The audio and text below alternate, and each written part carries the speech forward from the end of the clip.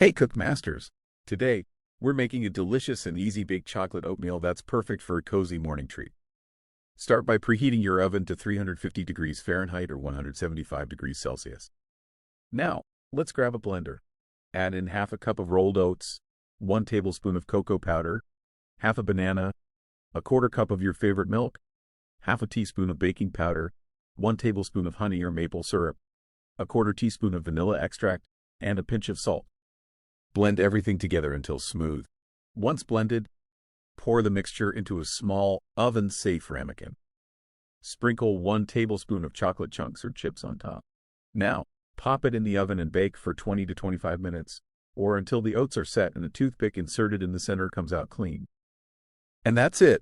Serve warm, and feel free to drizzle some extra honey or add a dollop of yogurt on top if you like. Prep time is just 5 minutes. Cooking time is 25 minutes. And you'll have this tasty dish ready in only 30 minutes, with just 250 calories per serving. If you enjoyed this recipe, don't forget to hit that subscribe button and follow us at Cookmaster Tips on Facebook, TikTok, and YouTube for more delicious recipes like this one. Thanks for watching, and happy cooking.